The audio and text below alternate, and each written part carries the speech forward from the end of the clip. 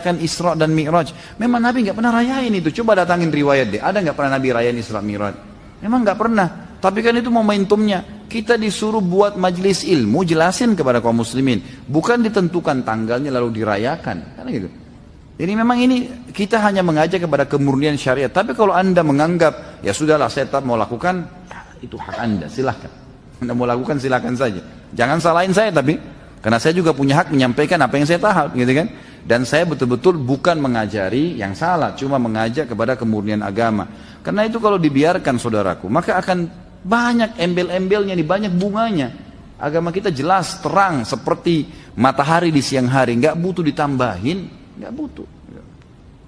Bulan Rajab, bulan yang mulia di sisi Allah. Akan tetapi tidak ada satupun riwayat yang sahih yang menyebutkan tentang amalan khusus di bulan ini. Dan tidak ada satupun riwayat yang sahih bahwasanya terjadinya Isra dan Mi'raj di bulan Rajab, saudaraku. Tidak pula ada dalil yang sahih yang menyebutkan bahwasanya bulan Isra Mi'raj terjadi pada malam 27 bulan Rajab.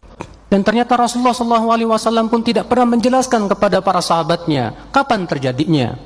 Kalaulah ya akhal Islam, seperti yang dilakukan oleh banyak di antara kita, bahwa merayakannya adalah merupakan perkara yang agung di sisi Allah, tentu para sahabat akan bertanya kepada Rasulullah, dan merekalah yang paling semangat melakukannya ya akhal Islam. Akan tetapi ketika Rasulullah, tidak pula para sahabat, tidak pula para tabi'in, mereka tidak pernah merayakan itu semua.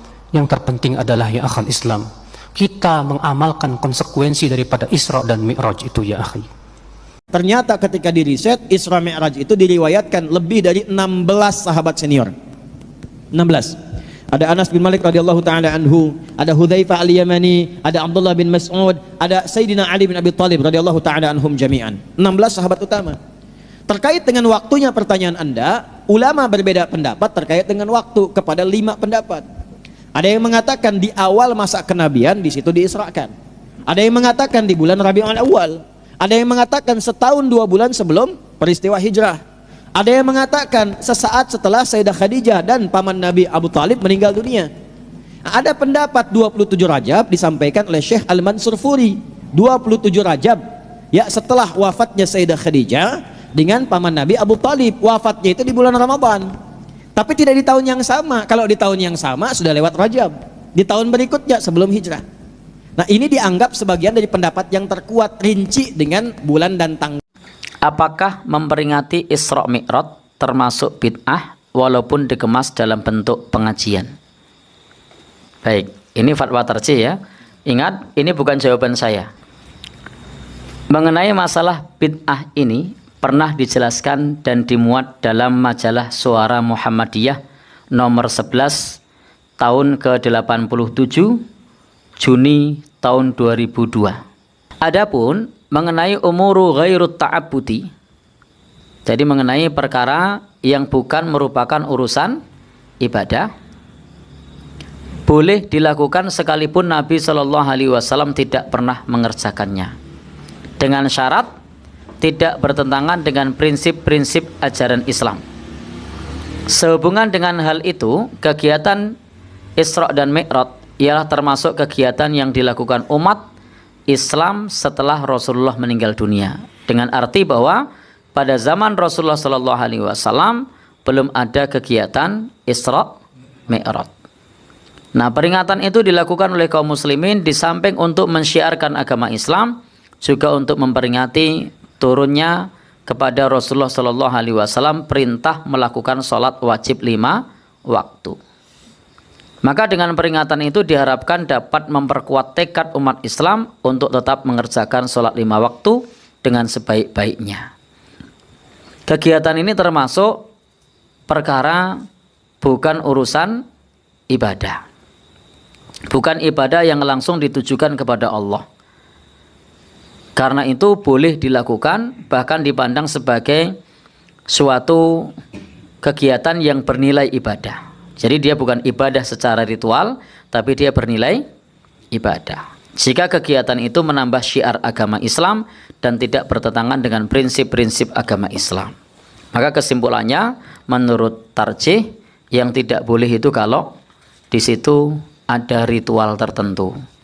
Seperti mengadakan sholat Isra Mi'raj, tidak ada tuntunannya. atau membuat rangkaian zikir tertentu pada saat Isra Mi'raj. Itu tidak ada tuntunannya, tidak dibolehkan. Tapi kalau kemudian di situ mengadakan pengajian untuk mengingat kembali bagaimana wahyu diturunkan, untuk mengingatkan kembali bahwa sholat itu hukumnya wajib, itu tidak mengapa. Yang tidak dibolehkan adalah kalau di situ kemudian mengadakan amalan-amalan khusus yang tidak pernah diajarkan oleh Nabi.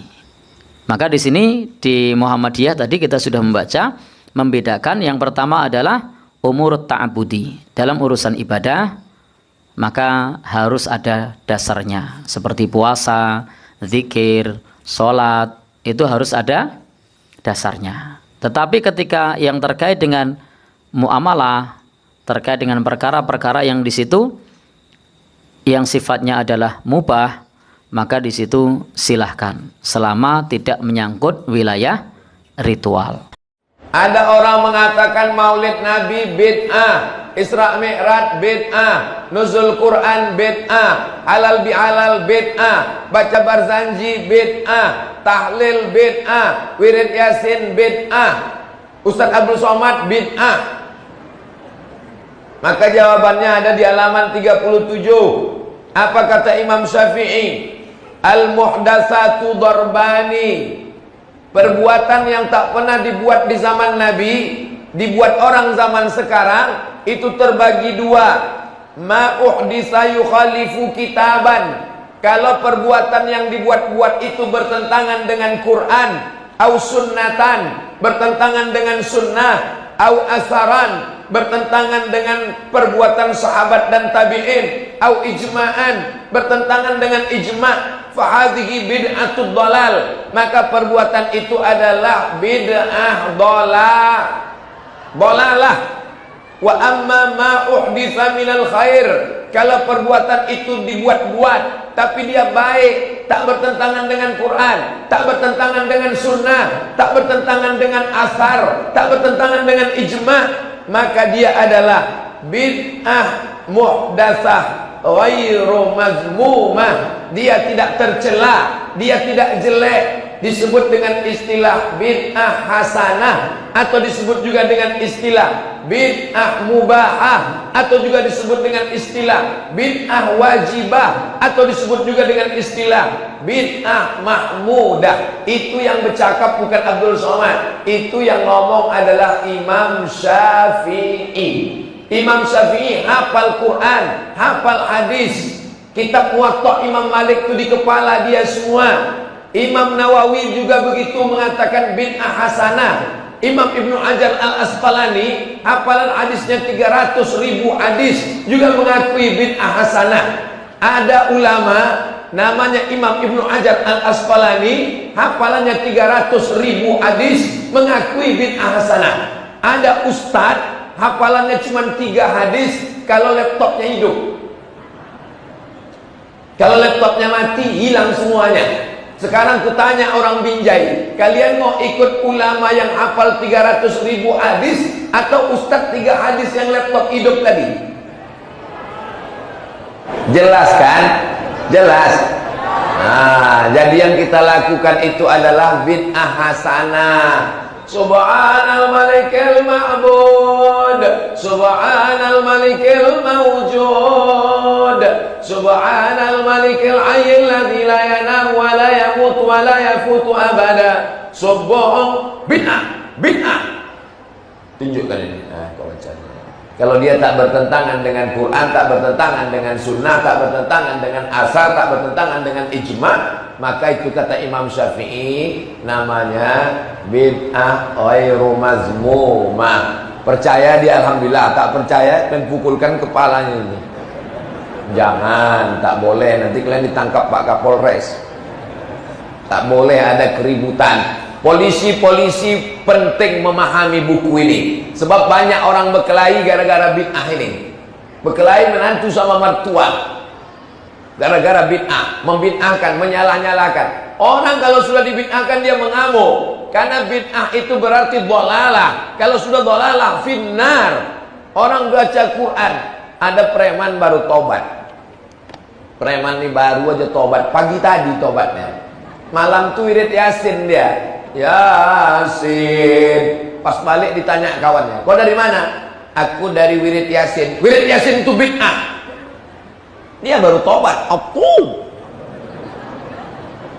20 tahun aku mabuk, pakai narkoba, tak pernah kau larang. Aku baru tobat pagi tadi wirid Yasin, kau bid'ah-bid'ahkan pula. Berkelahi gara-gara bid'ah ini.